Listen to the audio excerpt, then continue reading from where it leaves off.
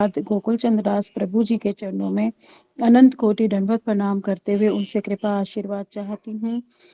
तब मेरी पूरी की पूरी गुरु परंपरा उनके चरणों में अनंत कोटि दंडवत प्रणाम करते हुए उनसे कृपा भिक्षा करती हूँ, कृपा आशीर्वाद चाहती हूँ। पूज्यपाद राधा दीदी के चरणों में मेरा दंडवत प्रणाम स्वीकार हो। यहाँ उपस्थित सभी भक्तजनों के चरणों में मेरा यथा योग्य दंडवत प्रणाम। ये वाला ग्रंथ जो हम कर रहे हैं भक्त भक्ति भगवान पूज्यपाद ब्रह्म महाराज जी द्वारा रचित है। उन्हीं की इसमें सारी टीकाएं हैं, उन्हीं की कमेंट्री है। बृहद भागवतामृतम का ये पाठ है। मेरी कोई योग्यता नहीं है कि मैं इसमें कुछ कह पाऊं। पूज्यपाद गुरुदेव ही मेरे हृदय में आकर जो कुछ कहलवाएंगे वो उतना ही मैं कह पाऊंगी। तो ये ग्रंथ में हमने 3 चैप्टर पूरे हो गए। हमारे हो गए ज्ञानी भक्त, शुद्ध भक्त और प्रेमी भक्त। अब आ रहे हैं प्रेम से भी ऊपर जो भक्त हैं, वो है प्रेम पर भक्त पांडव। ये चौथा अध्याय है। इसके बाद एक अध्याय और रहेगा हमारा उद्धव जी। उसके बाद ये ग्रंथ हमारा पूरा हो जाएगा। उसके बाद हम करेंगे भ्रमर गीत ग्रंथ। तो जिसके पास नहीं होगा वो बता देंगे, तो वो लोग लेकर रख लेंगे। मेरे पास है, मैं दे दूंगी सबको। तो कह रहे हैं प्रेम पर भक्त पांडव। तो कौन थे प्रेम पांडव जी? कौन थे? वो कृष्ण जी के संबंधी थे, है ना। कजन्स थे वो, कृष्ण के बुआ के बच्चे थे सब। कुंती जी बुआ लगती थी श्री कृष्ण की, तो उनके वो पुत्र थे पांडव लोग। तो उनके घर आना जाना लगा रहता था भगवान का। तो उनसे क्या थी उनकी लौकिक सद्बंधुवत प्रीति। अब कह रहे हैं जो शुद्ध भक्त अम्बरीश महाराज और प्रेमी भक्त हनुमान जी से वो उत्तम कौन है प्रेम पर? उसका उदाहरण कौन है? पांडव।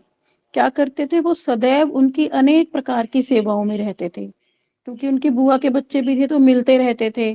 और उन पे बहुत प्रकार की विपदाएं आई पांडवों के ऊपर, पर हर समय श्री कृष्ण उनकी रक्षा करते थे, सब समय उनकी गाइडेंस करते थे। किस तरह से देखो, जब उन्हें वहां पे लाक्षागृह में जलाया जा रहा था तब भी उन्हें निकाल के ले गए थे कृष्ण वहां से। और जब उन्हें वो मारने वाला था अश्वत्थामा, तब भी कृष्ण उन्हें वहां से ले गए थे, है ना। तो कृष्ण ने उनकी बहुत बार रक्षा की है, हर तरह से। अज्ञातवास में भी रक्षा की उनकी सब तरह से। और युद्ध में भी जब कुरुक्षेत्र का युद्ध हुआ तो वो भी कहने मात्र को अर्जुन कर रहे थे, पर वो भी कृष्ण ने ही किया था अकेले। सबको कृष्ण ने ही मारा था, अर्जुन को तो उन्होंने मात्र माध्यम बनाया था। तो क्या है, जब हमारी कृष्ण से लौकिक सद्बंधुवत प्रीति हो जाती है, प्रेम हो जाता है ना, तब कृष्ण हमारे हो जाते हैं। तो हमें अपने भजन साधन से कृष्ण को अपना बनाने का पूरा प्रयास करना है। तब नारद जी भी क्या है, पांडवों की महिमा की स्थापना कर रहे हैं। नारद ऋषि ने कहा पांडवों से, ये श्रीमद् भागवतम का 7वें स्कंद का है। कह रहे हैं यूयम निर्लोके बत भूरि भागा लोकम पुनाना मुन्यो अभियंती ये शाम ग्रहानावस्थिति साक्षात गूढ़म परम ब्रह्म मनुष्य लिंगम। कह रहे हैं हे युधिष्ठिर, इस निर्लोके यानी मनुष्य लोक में तुम लोगों का भूरि भागा यानी बहुत भाग्य प्रशंसनीय है, क्योंकि तुम्हारे घर में तो साक्षात परब्रह्म परमात्मा मनुष्य का रूप धारण करके गुप्त रूप से निवास करते हैं। गुप्त रूप से का क्या मतलब हो गया कि कृष्ण है, वो भगवान है, किंतु मनुष्य रूप से आ जाते हैं। तो तुम्हारे घर में कितना वो निवास करते हैं, है ना। तो कह रहे और कितने भाग्यशाली हो कि भगवान ही तुम्हारे घर में आ जाते हैं, और तो और वो तुम्हारे संबंधी भी हैं। कह रहे हैं और इस सारे संसार को जो पवित्र करने वाले ऋषि मुनि हैं, तो वो बार बार दर्शन करने के लिए तुम्हारे पास आया करते हैं। अब श्री कृष्ण का दर्शन करने के लिए ऋषि मुनि आते हैं। ऋषि मुनियों को तो ज्ञात है कि ये भगवान है, तो इस बहाने से क्या होता है, उनका घर पवित्र हो जाता है। एक तो साक्षात भगवान वहां पे, फिर भक्त लोग भी वहां पर आ रहे हैं, उनके चरण पढ़ते रहते हैं। चरण पढ़ते हैं तो उनकी सेवाएं भी होती हैं, उनका प्रसाद बनाना, उनका चरण चापन करना, और उनके लिए जो भी कोई भोजन सामग्री और कोई युक्त सामग्री उनके लिए उपलब्ध कराना। तो क्या और कह रहे वो तुम्हारी सब प्रकार की विपदाओं से रक्षा भी करते हैं और तुम्हारे सभी उत्सवों में भी सम्मिलित होते हैं। अब कहते युधिष्ठिर जी ने जो राजसूय यज्ञ किया था, तो श्री कृष्ण वहां बिना किसी निमंत्रण के ही उपस्थित हुए थे। यानी जो हमारा निकट सगा संबंधी है, कहते हैं ना घर के लोगों को निमंत्रण देने की आवश्यकता नहीं होती, वो दुख में भी अपने आप आते हैं और वो सुख में भी अपने आप ही आते हैं। उन्हें बुलाना नहीं पड़ता। क्यों? क्योंकि वो हमारे अपने ही हैं, उन्हें हम निमंत्रण थोड़ी ना देंगे। अभी आजकल तो बड़ा व्यवहार खराब हो गया है, आजकल तो बिना निमंत्रण के कोई आता ही नहीं है, क्योंकि वो अपनापन रहा नहीं ना। अब इसमें ये निमंत्रण नहीं आते। उत्सवे व्यसने चैव दुर्भिक्षे राष्ट्र विप्लवे राजद्वारे शमशाने च यह तिष्ठति स बांधवा। ये नीति शास्त्र का है। इसमें कह रहे हैं कि जो उत्सव में, विपत्ति के समय में और अकाल में, देश पे संकट के समय में, राजबंदी गृह में, राजद्वार में और शमशान में जो हमारे साथ होता है वही बांधव है। यानी हमारा चाहे सुख हो, चाहे दुख हो, चाहे उत्सव हो, चाहे विपत्ति हो, चाहे देश पे भी संकट आ गया हो, जीवन में किसी भी तरह की हमारे साथ, चाहे सुख का आ रहा हो चाहे दुख आ रहा हो, वो क्या है, बिना बताए ही हमारे पास आ जाएंगे, क्योंकि वो हमारे बांधव हैं। उन्हें बुलाने की आवश्यकता नहीं पड़ेगी। वो देखेंगे इनके घर में सुख है तो वो काम करने आ जाएंगे कि हम क्या काम कर दें, तुम्हारे यहाँ रिश्तेदार आ रहे हैं, अरे वो हमारे घर रह जाएंगे, हम क्या बना दें, हम क्या दे दें। जब दुख होगा तो भी वो हमारे लिए प्रसाद भी बना के लाएंगे, हमारे सब कार्य भी करेंगे। ये दरवाजा बंद कर देना, मच्छर आ रहे हैं काफी।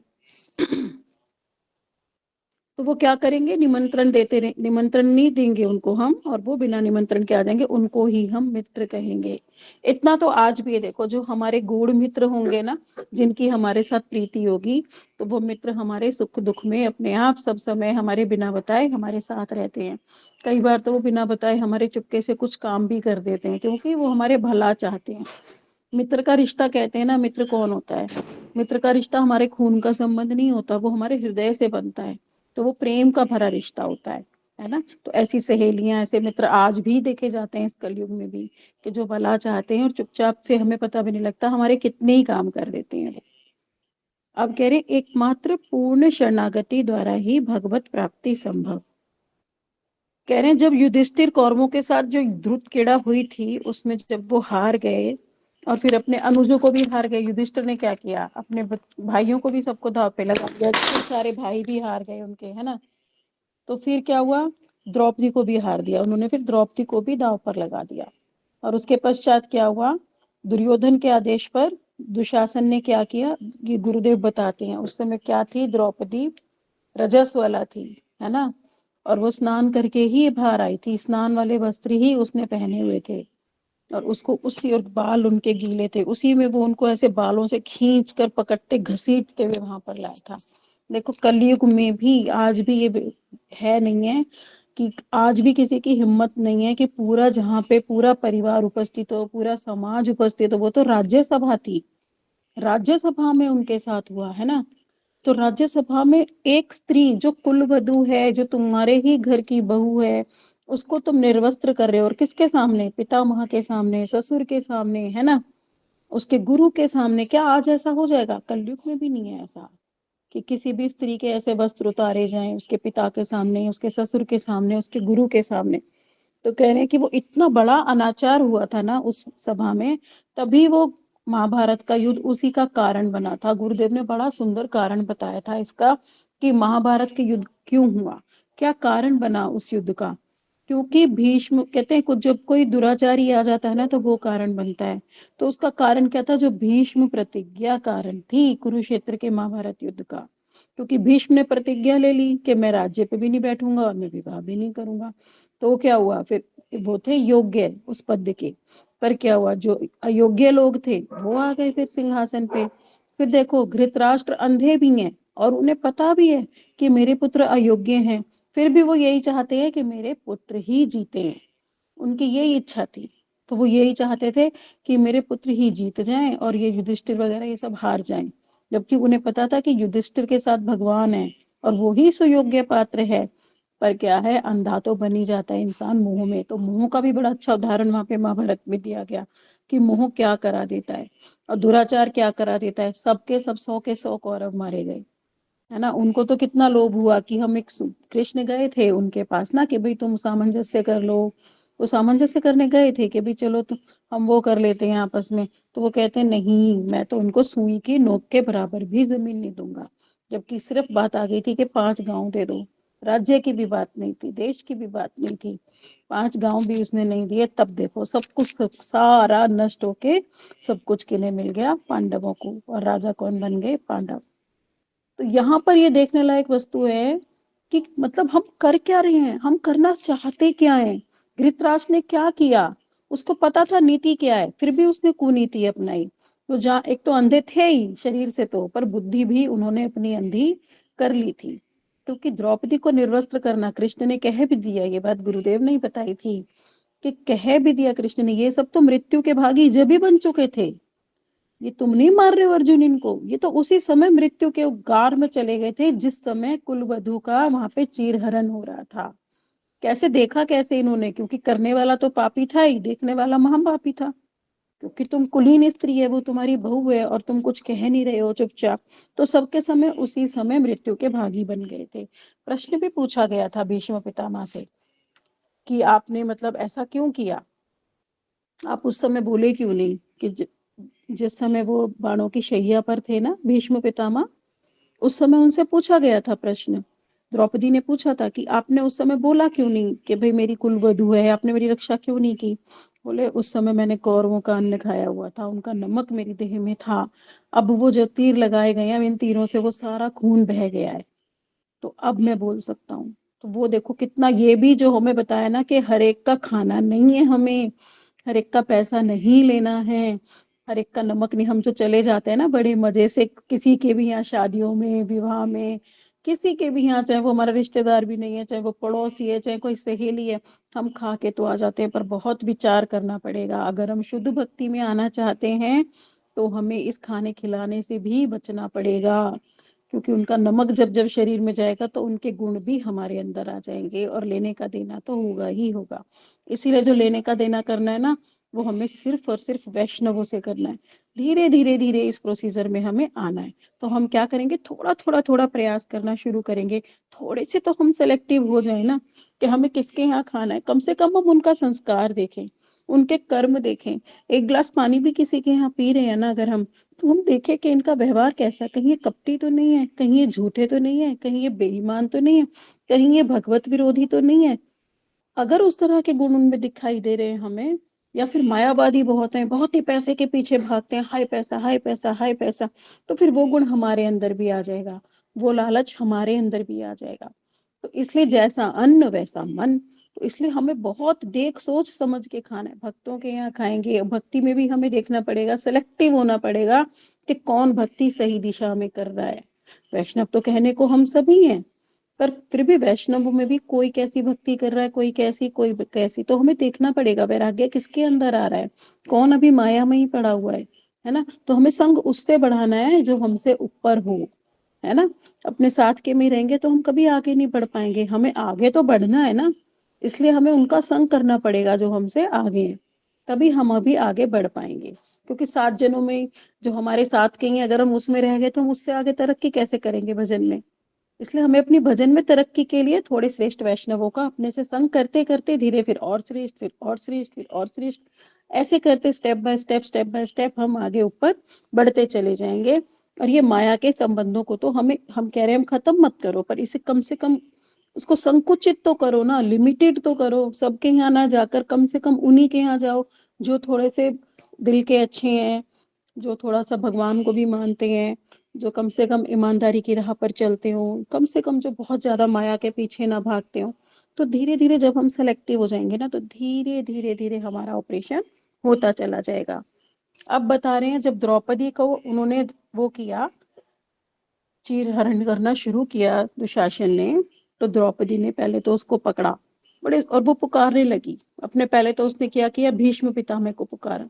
वो कौन थे उसके, है ना, पितामह, है ना, तो उसके दादा ससुर थे वो उनको देख रही है कि ये मुझे बचाएंगे, तो मेरे दादा ससुर हैं, कि ये कैसे मेरे साथ ऐसे कर रहा है। उसने उनकी ओर देखा तो उसकी क्या थी, उनसे अभिलाषा थी कि मेरी रक्षा ये करेंगे। देखो ठीक इस जगत में भी हम यही करते हैं, हमारे भजन पे कुछ आँच आती है, या हमसे किसी ने कुछ बोल दिया, या हमें कोई परेशानी हुई, स्पेशली मैं स्त्रियों की बात कर रही हूँ यहाँ पे, तो हम देखते हैं हाँ मेरा पति मेरी रक्षा करेगा, अच्छा ये काम मेरा पति करेगा, अच्छा पति ने नहीं करा, ठीक है मेरा ससुर करेगा, अरे इसने नहीं करा, अच्छा मेरा पिता करेगा, पिता तो कुछ कहेगा, अच्छा पिता भी कुछ नहीं कह रहा, वो भी इन्हीं में शामिल हो गया, अच्छा मेरा पुत्र तो जरूर करेगा, है ना। हम इन सब से अभिलाषा रखते हैं, पर फिर हम देखते हैं ना इसने करा ना इसने करा, तब हम कहते हैं हे भगवान अब तो आप ही करोगे, मेरा कोई नहीं है। तो यहाँ पर ठीक इसी माध्यम से हमें सिखाया जा रहा है, हर जीव की बात आएगी यहाँ पर, कि भीष्म पिता ने कुछ नहीं किया, उन्होंने भी गर्दन नीची कर ली। फिर गुरु द्रोणाचार्य जो उनके गुरु थे, उन्होंने भी गर्दन नीची कर ली, जबकि इनका पूरा अधिकार था। इस तरह का अत्याचार होने से उन्हें रोकना चाहिए था। अरे क्या धूत क्रिया इतनी बड़ी हो गई कि तुम्हारे जो कुल वधू है तुम्हारे घर की, उसका तुम चीरहरण तुम्हारे सामने भरी समाज में हो रहा है, भरी सभा में हो रहा है। इस चीज के लिए उन्हें बोलना चाहिए था। तो यही क्या था, बहुत बड़ा अपमान था। गुरु भी नहीं बोले। फिर उसने अपनी पांचों पतियों को सहायता के लिए बुलाया, पति भी नहीं बोले। पतियों का फर्ज था उसे रक्षा करना। पहली बात तो यही, क्या पत्नी उनकी ऐसी संपत्ति थी जिसे वो दांव पर लगा सकते थे? दांव पर ही नहीं लगाना चाहिए था। पहले तो सबसे बड़ी गलती तो क्या करी थी युधिष्ठिर जी ने? युधिष्ठिर जी ने गलती सबसे बड़ी, ये भी मैंने गुरुदेव के मुख से श्रवण किया था, पूछा था मैंने एक बार उनसे प्रश्न, कि जब वहां से दुर्योधन खेले, वो खेले शकुनी जी, तो यहाँ से श्री कृष्ण क्यों नहीं खेले? वो भी तो खेल सकते थे ना पासे, तो वो जीत जाते। तो गुरुदेव ने बड़ा ही सुंदर आंसर दिया था इसका, क्योंकि दुर्योधन ने तो कहा कि मेरी ओर से शकुनी खेलेंगे, पर युधिष्ठिर ने नहीं कहा कि मेरी ओर से कृष्ण खेलेंगे। युधिष्ठिर स्वयं ही खेलने बैठ गए, है ना। पर वो ये, क्योंकि जो होनी थी इसलिए उसे होना ही था, होने के लिए सब कुछ हो रहा था, इसलिए ऐसे ही हुआ।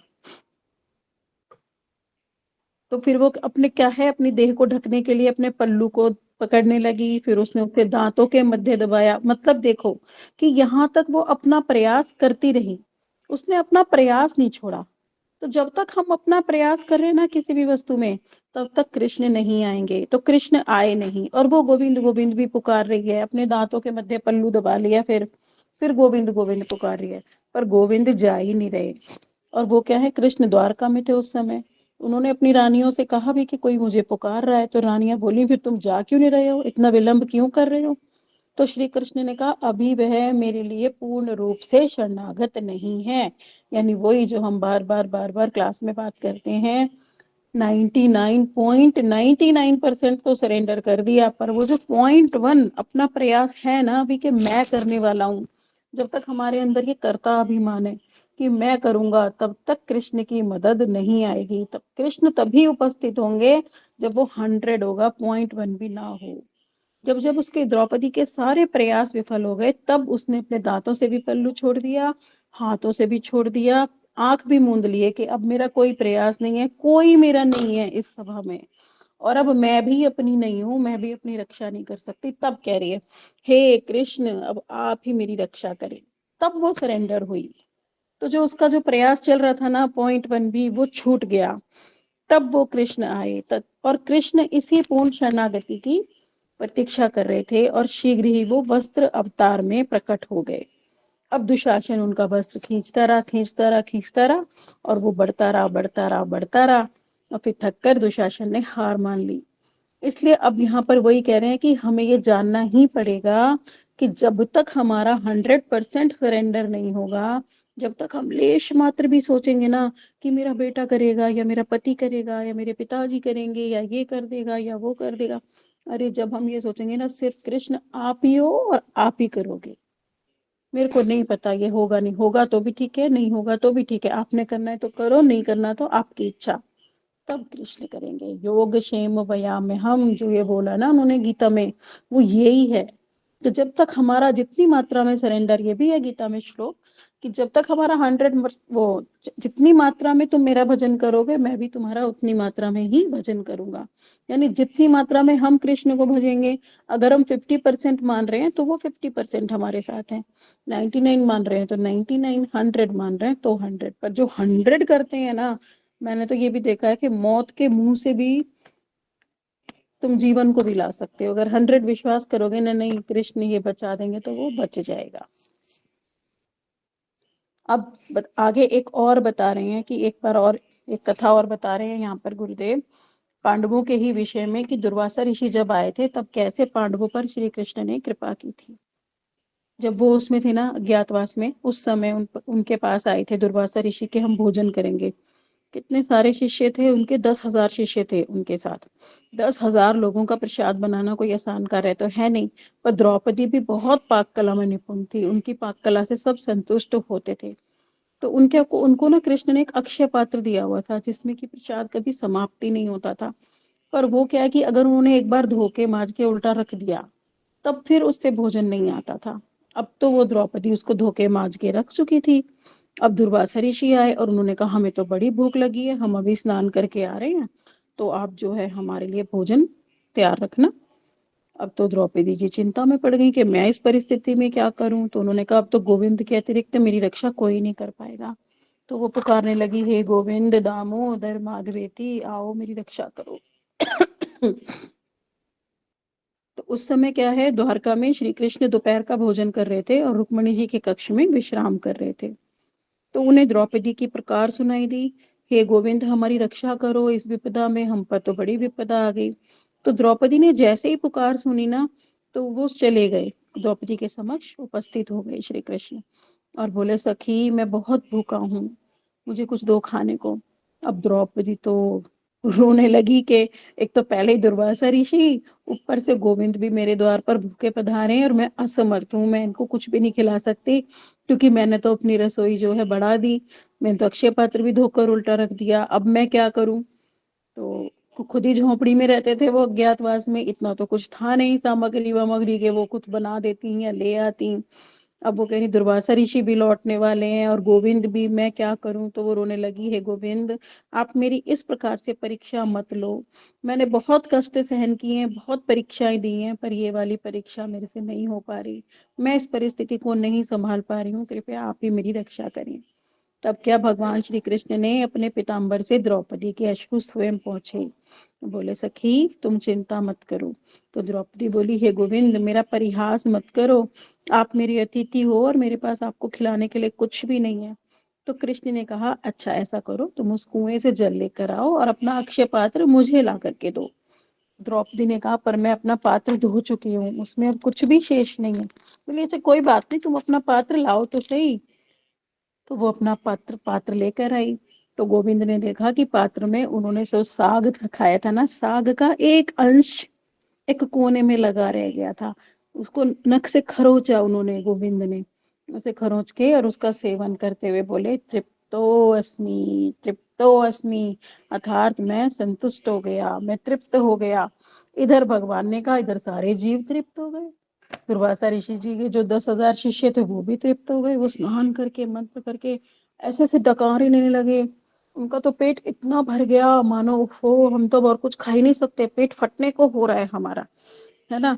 तो वो तो कह रहे हैं ऐसा लग रहा है हमने तो गुरुदेव बहुत स्वादिष्ट व्यंजन खा लिए और पेट ऐसा भरपूर लग रहा है कि अब तो कुछ भी असमर्थ है हम खाने में, है ना। और दुर्वासा ऋषि जी बोले, पर हमने हमने तो युधिष्ठिर को बोला हुआ है, उसने तो 10,000 लोगों की रसोई बना रखी होगी, तो अब तो क्या करेंगे वो उतने भोजन प्रसाद का। और इधर भगवान ने भीम से कहा, भीम तुम ना अपनी गदा लेकर के जाओ और जाके उनको बुला लाओ कि चलो भोजन प्रसाद तैयार है। और द्रौपदी सभी को भोजन कराने के लिए परीक्षा कर रही है। तो भीम भी चल दिए और दुर्वासा ऋषि जी ने, और दुर्वासा ऋषि जी का भी पेट बिल्कुल डकार ले रहे हैं, पूरा ऐसा भर के फूल गया है कि उनसे चला भी नहीं जा रहा। अब वो लोग देख रहे, गुरुदेव ना एक्चुअली ये वाली कथा बड़ी रस ले लेकर सुनाते हैं। तब वो कह रहे हैं कि दूर से उन्होंने देखा कि भीम गदा लेकर आ रहे हैं, अरे अगर हमने मना किया ना हम नहीं चल रहे तो भीम पे क्रोधी है, तो भीम तो हमें मारेगा कि तुमने बनवाया क्यों था, हमने तो इतना जतन किया। तो वो दूर से, कि भीम हमसे मिले ही ना, दूर से ही भीम को आते देख के वो सब भाग खड़े हुए वहां से चले गए। तो इस प्रकार क्या हुआ कि वो कृष्ण ने पांडवों को दुर्वासा ऋषि के क्रोध से भी उनकी रक्षा कर ली। तो कह रहे हैं इसी प्रकार, ये देखो दो बताई ना द्रौपदी जी की, दो कथाएं बताई, एक तो बताई चीरहरण वाली, दूसरी बताई दुर्वासा ऋषि वाली। तो कह रहे इसमें दोनों में उनको सरेंडर करना पड़ा कि मैं अब कुछ नहीं कर सकती, मेरा कोई प्रयास नहीं है, एकमात्र कृष्ण ही इसको करेंगे। और कृष्ण ने देखो दोनों कार्य किए। तो कह रहे अगर हम भी ऐसे एकांतिक भक्त हो जाए ना कृष्ण के, अभी क्या है कि हम एकांतिक हैं ही नहीं, अभी हमारा श्रवण भी एकांतिक नहीं है, अभी हम हमारा श्रवण भी बिल्कुल ठीक नहीं है, हम अपना बट परंतु लेकिन किंतु बहुत सारी चीजों में लगाते हैं, अभी हमारे कान उपस्थित ही नहीं है श्रवण के लिए। कितना सुंदर हमारा भागवतम में भी चल रहा है, सुबह मठ में कथा चल रही है, देखो वो आती भी है, अगर आप सभी को समय हो तो माता प्रिय प्रभु की कथा श्रवण करेंगे। बड़ा सुंदर रूप से उन्होंने बताया कि श्रवण कैसा होना चाहिए। श्रवण भी हम ठीक से नहीं कर रहे, क्यों? क्योंकि पहले दो तीन उन्होंने आज उदाहरण भी दिए, मैं किसी का नाम यहाँ पे नहीं लूंगी, पर उस उदाहरण को अवश्य बताना चाहूंगी यहाँ पर, क्योंकि वो हम सबका श्रवण ठीक करने के लिए अति आवश्यक है। उन्होंने बताया गुरुदेव कथा कर रहे हैं, है ना, और कोई एक दीदी बैठी हुई है वहां पर, और गुरुदेव इतना इंपॉर्टेंट कुछ बताते जा रहे हैं, बताते जा रहे हैं। उसी बताते बताते में दीदी ऐसे हाथ खड़ा कर रही है कि गुरुदेव मेरा एक प्रश्न है। गुरुदेव ने कहा बोलो बेटा। तो वो कह रही है मुझे इनको हरि नाम दिलाना है। तो इसका क्या अर्थ है कि जो गुरुदेव बोल रहे थे वहां उनका चित्त ही नहीं था, कथा में उनका ध्यान ही नहीं था। वो सिर्फ अपने दिमाग की बात को सुन रही थी कि मुझे इसको हरिनाम दिलाना है, ये मेरे साथ आ गया, मुझे इसे हरिनाम। उनको एक भी शब्द पे कंसंट्रेशन नहीं था। एक और उन्होंने उदाहरण बताया कि एक शिष्य गुरुदेव का चरण चापन कर रहे थे और प्रश्न उत्तर की कथा चल रही थी। तो गुरुदेव से कोई लोग प्रश्न कर रहे थे और गुरुदेव उनका आंसर कर रहे थे, तो वो कथा हो रही थी। और एक प्रभु थे, वो उनका चरण चापन करते चले जा रहे थे। गुरुदेव ने 3-4 बार उनके हाथों को हटाया भी। क्यों? क्योंकि उनके चरण चापन से गुरुदेव को कथा करने में वो हो रहा था, बाधा हो रही थी। पर वो इस चीज को समझे नहीं। उन्होंने कहा मैं तो पैर दबाता रहूंगा। और उससे क्या हुआ, फिर गुरुदेव ने कथा करनी बंद ही कर दी। बोले चलो तुम पैर ही बता लो। और फिर लोग चले गए। लोग चले गए तो 1 मिनट बाद वो प्रभु जी भी चले गए। पर क्या हुआ, उन्होंने कथा में विलंब किया। इसी तरह से उन्होंने बताया कि कथा के बीच में जो प्रश्न करते हैं ना, वो कथा में विलंब करते हैं। क्यों? जो कथावाचक होता है वो एक भाव में होता है, वो और कुछ बताना चाह रहा होता है, तो वो लिंक टूट जाता है। क्योंकि कथा कथा वो नहीं करता, उसके अंदर बैठ के गुरुदेव करते हैं, भगवान करते हैं, सारी भगवान की वाणी है। तो भगवान कुछ प्रकाशित कर रहे होते हैं, कुछ तत्व आने ही वाला होता है कि कोई सामने वाला उसे प्रश्न करके उसको बीच में से तोड़ देता है। तो जो बीच में बोलते हैं ना कथा के, माधव प्रिय प्रभु जी बोल रहे थे कि वो लोग सामने वाला लिंक तोड़ देते हैं। तो उससे क्या है, कुछ कुछ उन्हें मिलने वाला था उससे वो वंचित भी रह जाते हैं और सामने वाले का भाव भी। तो क्या है, हम सुनने को उपस्थित हैं ही नहीं। उन्होंने कहा अगर हमारे कान सुनना चाहे ना, अगर हमारा बिल्कुल सरेंडर हो तो हम सुनेंगे कि वो कह क्या रहे हैं, हम अपना नहीं बोलेंगे उसमें। हाँ, प्रश्नों को हम अपने मार्क करते जाएंगे। जब प्रश्न होंगे तो वो बाद में, जब पूरी कथा हो गई उसके बाद, हाँ जी आपने ये बताया था, ये हमें क्लियर नहीं हुआ। क्योंकि हम पहले तो उसे मान ही नहीं रहे। अच्छा, हम उसे सुन ही क्यों रहे हैं फिर? अगर हम किसी को ये समझते ही नहीं कि वो सुनाने लायक है, तो फिर हमें उसे सुनना ही नहीं चाहिए। और अगर हम उसे सुनना ही नहीं चाह रहे हैं तो उसमें हम बीच में अपना बोल क्यों रहे हैं? तो ये 2 चीजें उन्होंने, 2 वस्तुएं बताई थी। एक तो उत्साह होना चाहिए सुनने का, और एक उससे सुनने के लिए फिर बिल्कुल सरेंडर होके बैठना चाहिए कि हाँ आप जो बता रहे हो वो हम सुन रहे हैं। तो आज पूज्यपाद माधव सुनना, आज आप लोग जरूर वो वाली कथा। आज उन्होंने 1 घंटे इसी विषय में बताया था कि श्रवण के लिए कैसे उपस्थित होना चाहिए। बिल्कुल हमारा ना तो चित्त होना चाहिए इधर उधर कि किसी ने क्या पहना है, कौन क्या करके आया है। ना बिल्कुल चित्त ये होना चाहिए कि मुझे आज क्या करना है। और हमारा जो पूर्व में भी कुछ हमारे दिमाग में था उसको भी डिलीट करके तब बैठना चाहिए। तब जाके जो है ना, भगवत उपदेश एज इट इज हम तक पहुंचता है। हमें भी ऐसे कान खोल के बैठना चाहिए। तो उन्होंने कहा सरेंडर से बैठेंगे तभी हम समझ पाएंगे। और प्रश्न करना भी एक कला है, उसको भी सुनना भी एक कला है कि कला से कैसे सुना जाए। तो बहुत सुंदर है। मुझे आज इतना अच्छा लगा, मैंने उसी समय प्रण लिया कि मैं अपने श्रवण को ठीक करूंगी और बढ़ाऊंगी। और पूरा प्रयास तो करें हम कि इस तरह से हमारा प्रयास हो कि हम श्रवण करने की योग्यता हो। उन्होंने कितने सुंदर रूप में बताया कि भगवान भी कथा कर रहे हैं, हमारी आत्मा भी कथा कर रही है, कृष्ण भी कथा कर रहे हैं, गुरुदेव भी कथा कर रहे हैं, पर हमारा श्रवण की योग्यता ही नहीं है। हम सुन ही नहीं रहे हमारे गुरुदेव क्या कह रहे हैं। अगर हम सुनते ना तो वो हमारे आचरण में जरूर आता, पर हमारे आचरण में नहीं आ रहा। यही इस बात का सबसे बड़ा प्रमाण है कि हम श्रवण ठीक से नहीं कर रहे। अगर हमारा श्रवण ठीक हो गया ना, तब हमारे आचरण में अपने आप बदलाव आ जाएगा। और गुरु निष्ठा ही इसका पर मेरुदंड है। सबसे पहले तो हम अपने गुरुदेव के प्रति निष्ठ हों। हमें अपने गुरुदेव के चरणों को, और कम से कम, मैंने देखा कितने लोग अपने गुरुदेव की कथा में हरि नाम करते रहते हैं, तो फिर वो सुनना ही कहाँ चाहते हैं कि गुरुदेव क्या कह रहे हैं। वो तो बैठे हैं अपना 2 घंटे बैठे हैं, गुरुदेव कथा कर रहे हैं, चलो। क्या हमारी इतनी योग्यता है कि हम उस एक एक शब्द को ग्रहण कर पाए जो वो कह रहे हैं? क्या हमारी इतनी योग्यता है कि जो हम हरि नाम कर रहे हैं उसका एक एक शब्द पे हमारा ध्यान हो और हम चिंतन करते हुए लीलाओं का उसको कर रहे हो? नहीं है ऐसा। तो फिर हम क्यों हरिनाम करके वहां माला खींच रहे हैं, और क्यों उस कथा को भी, तो वो 2 घंटे हमने वेस्ट कर दिए। ना तो हमने कथा ही सुनी, ना हमने हरिनाम ही करा। तो वो बिल्कुल हमारा जीरो हो गया। इसलिए हमें प्रयास करना चाहिए कि हम कॉपी पेन लेकर बैठें और एक एक पॉइंट को लिखें। प्रश्न हमारे तभी आएंगे। देखो डबल रिपीटेशन हो जाता है। एक हम बैठ के खाली सुन रहे हैं, है ना, एक बुक पास में है। गुरुदेव हमेशा कहते हैं कि जो मैं सुना रहा हूँ अगर वो ग्रंथ में नहीं है तो मेरी वाणी को भी तुम सच मत मानना। तो गुरुदेव कहते हैं मेरा सद शिष्य वही है जो मेरी कही हुई वाणी को अब ग्रंथों से चेक करता है, ग्रंथों में पढ़ता है और फिर उसका और डिटेल लेकर मेरे पास आता है और फिर प्रश्न करता है। तो प्रश्न कब आएंगे? प्रश्न तो तभी आएंगे ना जब हमारी सेल्फ स्टडी होगी।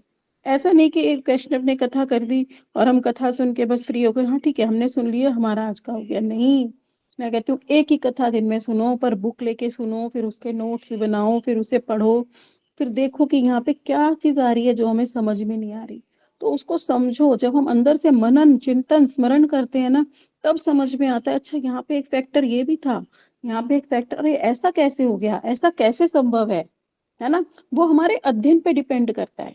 जो लोग प्रश्न करते हैं तो वो अध्ययन भी करते हैं। जो कहते हैं ना हमें तो प्रश्न ही नहीं आते, पता नहीं हम गुरुदेव से क्या पूछें, वो इसलिए तो नहीं पूछ पा रहे हैं ना हम, क्योंकि हमारा अध्ययन ही नहीं है। अध्ययन होगा तभी तो हम पूछेंगे ना। तो अध्ययन करना बहुत आवश्यक है शास्त्रों का।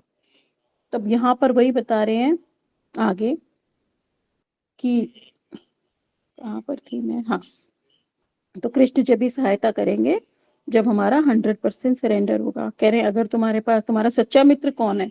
जो तुम धनवान हो जब तक तुम्हारे साथ है ही, पर जब तुम दुखी हो, जब तुम निर्धन हो गए, तब भी तुम्हारे बुरे समय में भी तुम्हारे साथ है।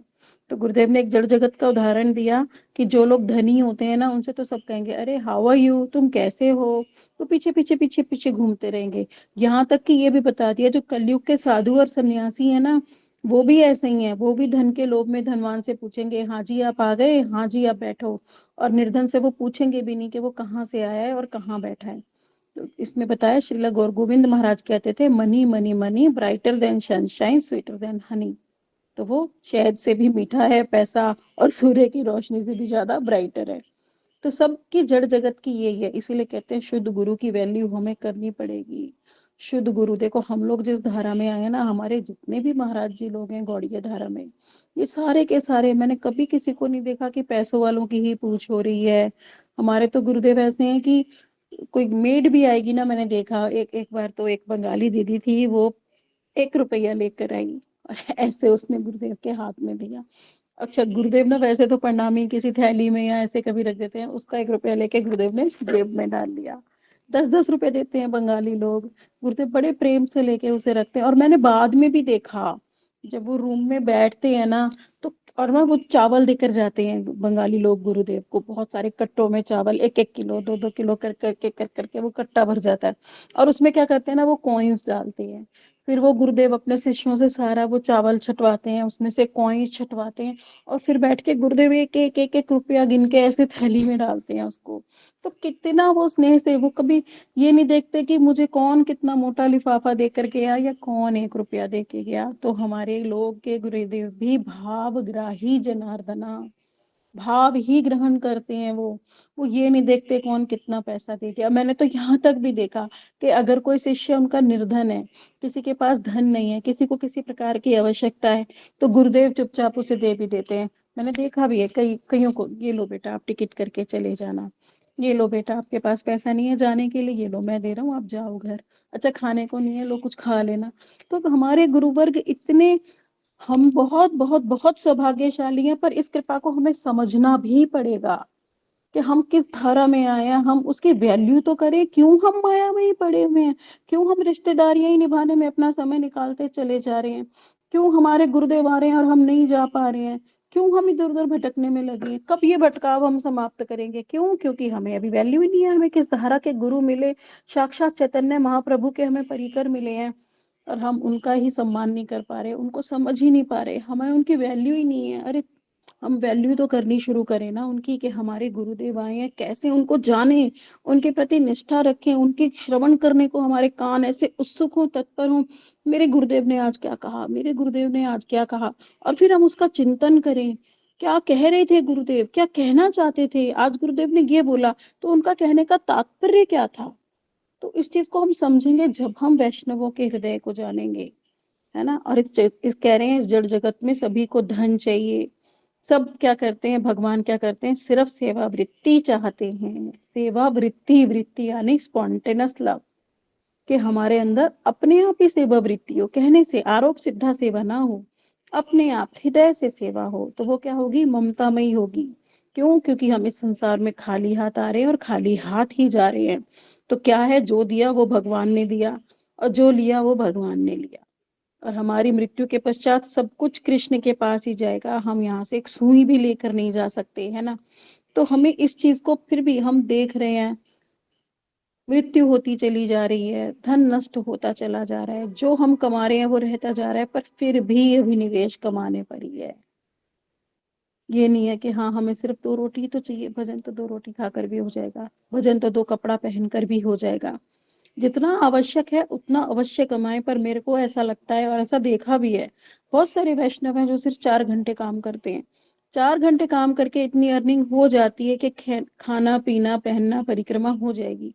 पर जो हमारा लैविश रहना पीना है, बहुत कपड़ा खरीदना है, महंगा वाला खरीदना है, महंगा भोजन करना है, तो वो तो भैया फिर उसका तो अंत नहीं है। फिर महंगा मोबाइल भी चाहिए, महंगा लैपटॉप भी चाहिए, फिर महंगी गाड़ी भी चाहिए। उसके लिए तो फिर हम अपना माया में, और फिर 1 घर 2 घर 3 घर, कितनी प्रॉपर्टी, बाप रे। तो वो सब देखकर हम करेंगे क्या? जितना साधन है कि उसी को क्यों ना हम भजन और सेवा में लगा के इस जगत से चले जाए ना, और अपना सारा समय भजन में लगा दें, तब कितना आनंद है। बूढ़े बूढ़े होकर भी हम कमाने में ही लगे हुए हैं। क्यों लगे हुए हैं? आवश्यकता है ही नहीं, किसके लिए हम कमा रहे हैं? उसी समय को तो हम भजन में लगा सकते हैं ना। जब हमें आवश्यकता नहीं है तो हम काम को बंद क्यों नहीं कर रहे एक एज के बाद? उस काम को बंद करके हम अपना जो संपत्ति अब तक हमारे पास है उसको भजन में क्यों नहीं लगा पा रहे? क्यों? क्योंकि अभी हमें वैल्यू ही नहीं है। वैल्यू ही अभी माया की है, अपने संबंधियों की वैल्यू है, हमें अपने गुरुदेव की वैल्यू नहीं है ना। मुझे क्षमा कर देंगे, कोई मेरा अपराध नहीं लेंगे, कहीं कहीं मेरी वाणी बहुत हार्श हो जाती है। हूं तो मैं भी ऐसी, पर गुरुदेव ने कहा है इसलिए मैं आप लोगों को बता रही हूँ। अब कह रहे हैं पांडवों की कृष्ण के प्रति लौकिक सदबंधुवत प्रीति। देखो, लौकिक सदबंधुवत प्रीति थी, बुआ भतीजे का संबंध था कुंती के साथ, क्योंकि वो वसुदेव जी की बहन थी, और अर्जुन का विवाह कृष्ण की बहन सुभद्रा से हुआ था। इस प्रकार उनके भगवान के साथ अनेक प्रकार से मधुर संबंध थे। और द्रौपदी का कृष्ण के प्रति विशेष प्रेम व स्नेह था। जब भी द्रौपदी पर कोई कष्ट आता था तब वो कृष्ण को ही स्मरण करती थी, और कृष्ण सदैव उपस्थित हो जाते थे। और युधिष्ठिर महाराज भी कृष्ण के प्रति पूर्ण शरणागत थे।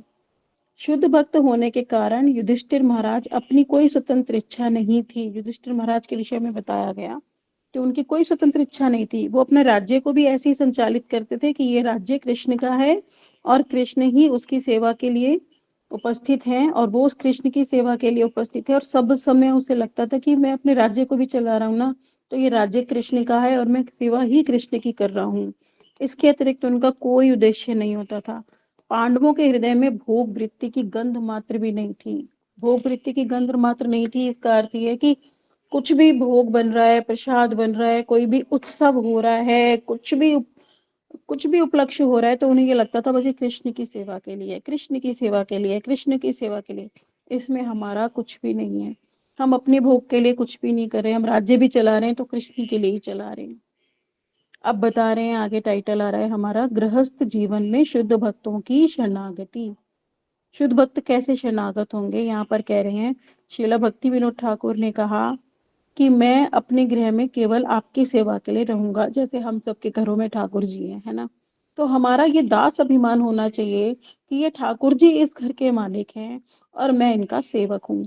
मैं अगर प्रसाद बना रहा हूँ तो ठाकुर जी के लिए, सफाई कर रहा हूँ तो ठाकुर जी के लिए, बर्तन मांज रहे हैं तो ठाकुर जी के लिए, स्नान कर रहे हैं तो ठाकुर जी के लिए। हमें ये अभिमान ही नहीं रखना कि ये घर मेरा है, मैं हूं इसका मालिक। नहीं, ठाकुर जी हैं, सब कुछ पहले ठाकुर जी के लिए, बाद में प्रसाद रूप में मेरा। तब कह रहे हैं कि कृष्ण संसार हमें बनाना पड़ेगा, यही सनातन धर्म है। गृहस्थ में सबसे हम यही वेद सोचकर अपना व्यवहार भी करेंगे कि सारी वस्तुएं कृष्ण की हैं, तभी देखो हम कहते हैं ना, हम गृहस्थ में रह के कैसे भजन करें, इस बंधन से कैसे निकलें। कल भी हमने क्लास में डिस्कस किया था कि देहवाद हमारा है ना, परिवारवाद हमारा। तो हम क्या तभी इससे मुक्त हो पाएंगे जब हम सब चीजों में ये बुद्धि रखेंगे कि ये कृष्ण की है, ये पुत्र कृष्ण का है, ये पुत्री कृष्ण की है, ये पति कृष्ण का है, ये मेड कृष्ण की है, ये वस्तुएं कृष्ण की हैं। ऐसा भाव हमें बनाना पड़ेगा। तभी क्या होगा, हम सभी बंधनों से मुक्त हो जाएंगे। हमें कोई दायित्व नहीं लगेगा, हाँ ये मेरा है, ये नष्ट क्यों हो गया। ना उससे हमें आसक्ति रहेगी, ना वैराग्य रहेगा, क्योंकि जो चीज हमारी है ही नहीं उससे क्या आसक्ति करनी। है ना। तो गृहस्थ भक्त जो होगा वो यही विचार रखेगा कि चाहे लाभ हो रहा है चाहे हानि हो रही है, तो क्या है, सब कुछ कृष्ण की कृपा से है। कृष्ण चाहे जो दें, कृष्ण चाहे जो ले लें, कृष्ण की इच्छा से जीवन में वस्तु आती है, कृष्ण की इच्छा से ही वस्तु चली जाती है। और हमारा कर्तव्य क्या है, एकमात्र भजन करना, अनासक्त होकर कृष्ण की सेवा करना। और युधिष्ठिर महाराज एज इट इज ऐसा ही करते थे, और कृष्ण को ही मानकर कि वो सब कुछ कृष्ण की इच्छा है, चाहे उन्हें अज्ञातवास हुआ तो कृष्ण की इच्छा, वनवास हुआ तो कृष्ण की इच्छा, युद्ध हुआ तो कृष्ण की इच्छा, फिर वो राज्य स्वामी बन गए तो कृष्ण की इच्छा। उन्हें कोई फर्क नहीं पड़ता था कि हमारे जीवन में क्या हो रहा है, तो कृष्ण की इच्छा मानकर ही अपने ग्रह में वास करते थे।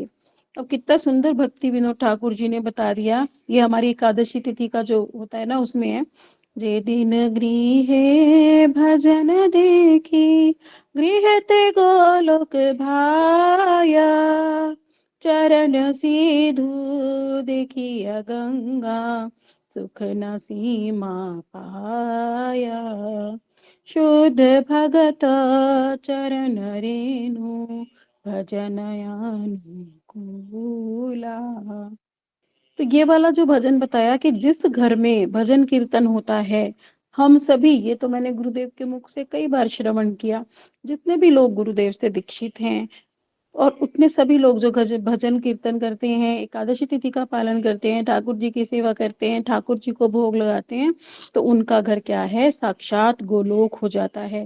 मैंने देखा बहुत से भक्तों से गुरुदेव कहते, अरे तुम्हारा घर वृंदावन ही तो है, अरे कितने सुंदर तो ठाकुर जी हैं, देखो कितनी सुंदर लीला कर रहे हैं ठाकुर जी, है ना। उन वो बंशी भी बजा रहे हैं, उनकी बंशी तो सुनो।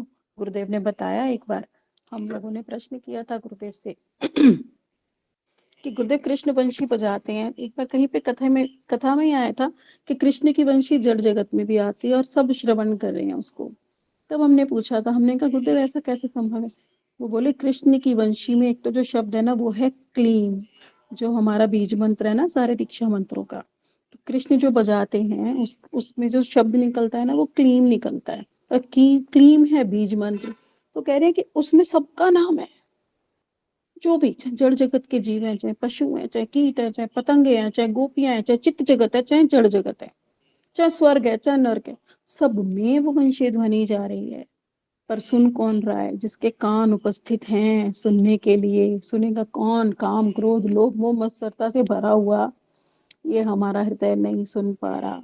तो कथा रूपी श्रवण जो सिंचन होगा ना, इस वाले अमृत से जब हमारा हृदय साफ हो जाएगा, तब हमारे कानों को वो वंशी सुनाई देगी, तब वो वंशी सुनाई देगी, और वो वंशी ऐसा हमें अभिभूत कर देगी, ऐसा अभिभूत, जिस दिन वो वंशी कानों में पड़ गई ना, बस उस दिन प्रेम प्राप्ति हो जाएगी। तो उसी को सुनने के लिए हमारे को ये तो अपने आसक्तियां, ये सारा का सारा जो कष्ट दुख अभाव जो भी हमें सता रहा है ना, उस सब से हमें अनासक्त होना पड़ेगा। प्रयास तो देखो करना पड़ेगा, है ना, धीरे धीरे धीरे, तभी तो देखो ना, मैंने देखा भक्तों के जीवन में इतने कष्ट आते हैं, इतने कष्ट, और कहते हैं कृष्ण भक्ति करता है इसलिए इसके ऊपर कष्ट आ रहे हैं, पर ये नहीं पता कृष्ण कृपा कर रहे हैं उसके ऊपर। जब कृष्ण की कृपा होती है तभी कष्ट आते हैं। देखो हम देखते हैं एक व्यक्ति करोड़पति है, खरबपति है, अरबपति है, पर गुरुदेव कहते हैं अगर तुम्हारे घर में लाख करोड़ों रुपया पड़ा रहे, पर अगर कृष्ण की इच्छा नहीं है तो तुम्हें एक चवन्नी नहीं मिलेगी। तुम्हारी रसोई लाख खदान से भरी रहे, पर अगर कृष्ण की इच्छा नहीं है तो तुम्हें भोजन नहीं मिलेगा, है ना। तो यही है कि हम भक्तों के जीवन में भी देखते हैं, उनके पास सब कुछ है पर कुछ भी नहीं है, वो ऐसे जी रहे हैं जैसे भिखारियों की तरह, हर चीज के लिए वो तरस रहे हैं, पर क्या है, उस दुख में फिर कृष्ण उन्हें दे रहे हैं ना, सब कुछ गुरु दे रहे हैं। तो वो उनकी कृपा है कि तेरा तेरा कुछ नहीं है बेटा, सब कुछ मेरा है, मैं जो दूंगा वो तुझे लेना पड़ेगा, है ना। पर ये भाव हमारे अंदर भी हो कि हमारा था ही नहीं, कृष्ण ने जो देना है देंगे, नहीं देंगे तो ना सही, हमारा कार्य है भजन करना, तो हम उसी में लगे रहे। हमें तो ये पुत्र पुत्री ये भी अपने नहीं मानने, हमें प्रयास करना चाहिए कि ये लोग भी सेवा में लगे, ये लोग भी कृष्ण सेवा जितनी कर पाए। एक माँ का परम कर्तव्य है कि हमारे बच्चे भी, अगर हम आए हैं तो वो भजन तो करें, कुछ मात्रा में तो कृष्ण सेवा करें, कुछ तो हरिनाम करें, कुछ एकादशी करें, कुछ परिक्रमा भी करें, कुछ ठाकुर जी की भी सेवा करें, कुछ भोग भी लगाएं। तो थोड़ी थोड़ी थोड़ी सेवा हम सब माताओं का कर्तव्य है कि अपने बच्चों को ठाकुर जी की दें, ताकि धीरे धीरे धीरे उनके भी सुकृति पुष्ट हो। अरे हम अपने इस जन्म में जब हम गृहस्थ में वास कर रहे हैं, जब हमारे ऊपर 3 और आत्माएं हैं, तो हमारा कार्य नहीं बनता, हमारा कर्तव्य नहीं बनता कि हम उनका आत्माओं का भी कल्याण करें। और हम कैसे करेंगे? कभी बहाना ही बना लो, अरे बेटा मैं तो आज उठ ही नहीं पा रही, मेरे बड़ा दर्द हो रहा है, इसका आज जो उतना तू ही कर दे। अच्छा जरा ये भोग लगाइए ना जरा बेटा, बेटा मुझे ये हो रहा है जरा ये कर देना। ऐसे ही उनकी सुकृति बन जाएगी थोड़ी थोड़ी थोड़ी, है ना। बड़े इसको कहते हैं भजन चातुर्य, थोड़ा चतुर होना पड़ेगा। और प्रसाद तो उन्हें खिलाना ही है रोज, है ना। जबरदस्ती हरि नाम तो दिला ही दो सबको। अच्छा एक माला तो बेटा तू कर ही ले, अच्छा तू मेरे लिए ही कर ले, मैं प्रसन्न हो जाऊंगी, देख मैं तेरी कितनी सेवा करती हूँ ना, तो तू मेरे लिए ये सेवा कर दे, एक माला कर ले बस, है ना। ऐसे करते करते करते हमारे बच्चों की, पति की, मेड्स की, सबकी सुकृति बन जाएगी। हमारा कार्य है, हमारा कर्तव्य है, जो संपत्ति हमें मिली है वो हम सबसे पहले अपने परिवार में तो दान करें। हमारा परिवार उसका अधिकारी बनता है। तो अपने परिवार, अपने आसपास, अपनी सखी सहेलियां, तभी तो देखो पूज्य पास सिद्धांति महाराज कितना जोर देते हैं इस चीज पर कि प्रचार करो, प्रचार करो, प्रचार करो। तो वो प्रचार हमें करना है, हमारा कर्तव्य है कि जो वस्तु हमें मिली है, हम उस संपत्ति के अकेले अधिकारी नहीं है, वो संपत्ति सबको मिलनी चाहिए। तो यही करुणा होती है ना। अगर हमारे कुछ बताने से किसी का जीवन में थोड़ा सा कल्याण हो जाए, वो भगवत उन्मुख हो जाए, तो क्या ये परम दान नहीं है? तो हमें ये वाली सेवा करनी है, ये गुरु सेवा ही है, ये वाणी सेवा है ना। तो हमें सबको जोड़ने का प्रयास करना है, और सबसे पहले उस पे हमारे परिवार का अधिकार है। तो हमें अपने परिवार से थोड़ा थोड़ा थोड़ा ठाकुर जी की सेवा में, कभी उन्हें मठ ले गए, कभी उनसे अगर हमारे बच्चे कमा रहे हैं, अरे बेटा आज पैसे नहीं है, जरा 100 रुपए देना, जरा 500 रुपए देना, जरा 1000, और वो लेकर ले जाके गुरुदेव को पकड़ा दो, वो जाके मठ में दे दो, किसी सेवा में लगा दो। ऐसे ही सुकृति बन जाएगी। किसी रिश्तेदार से कोई लिफाफा मिला है किसी चीज का, कोई मिठाई आई है, वो जाके मठ में दे दो, वो लिफाफा जाके मठ में दे दो, तो उसकी सुकृति बन जाएगी। भक्तों का तो काम ही है, पहले तो उनकी सुकृति बने, तो धीरे धीरे धीरे हमारे जन्म का ये तो हुआ कि हमने 10 जीवों को या 50 जीवों को और भजन में लगा दिया, है ना। तो हमारा ये प्रयास रहना चाहिए। हाँ जी दीदी। दीदी मैं कह रही हूँ हमारे यहाँ पे ना घर पे कभी मेरे बच्चों ने कभी अन्नप्राशन नहीं होता, हमारे यहाँ में कभी करा ही नहीं अन्नप्राशन, अपने बच्चों का भी नहीं करा। ठीक है, अब बच्चों ने हम्म मकान लिया, मेरा मन था गुरुदेव को बुलाऊं, लेकिन बच्चे बुलाने को तैयार, बात मानने को तैयार नहीं थे। क्या करती? फिर बच्चा अगर मंदिर जाना, नहीं जाना मुझको, हमको मंदिर नहीं जाना। तो इतनी वो बहू ने बोला, अब मम्मी अब इसका अन्नप्राशन भी कराते हैं क्या? नहीं तुम्हें कराना है तो ठीक है। मुझे वो रास्ता मिल गया, मैंने कहा ठीक है अन्नप्राशन कराते हैं इसका, गुरु जी से बात करते हैं, हम्म अन्नप्राशन करेंगे तो। मैंने गुरु जी से बात करती हूँ, अन्नप्राशन हो जाएगा, इस घर में प्रवेश हो जाएगा और सब। अब बच्चे कह रहे हमें तो आना नहीं है अन्नप्राशन, हम क्या करेंगे आके? मैंने कहा बच्चा है क्या होता है, जो घर के लोग होते हैं सभी वही अन्नप्राशन करते हैं। हम्म देखो गुरु जी के पास जाए, दर्शन करे और वहाँ खड़े हो, जाने को तैयार नहीं, हम्म इस बहाने देखो ये भी करा। फिर अब मुझे 5 बार ही करना था, स्वाति ने मुझे बता दिया था। मैंने कहा अगर मैं अलग करती हूँ, है इनके साथ नहीं करूँ तो फिर इश्ता रह जाएगी, वो मेरे सर पे चढ़ जाएगी। आपने तो बोला था आप तुम करोगी, है तुम इस फिर मैंने क्या किया, इनके साथ मैंने कर लिया, इश्ता का फिर अलग करवा दिया। मतलब स्वीकृति बनाने के लिए सब कुछ किया, मैं कहने का मेरा मतलब ये है। आवाज नहीं आ हम्म। रही? हेलो। हाँ हाँ मैंने हाँ कहा हाँ सारा ये सुन रही काम हूँ। जो किया, मैंने कहा लोग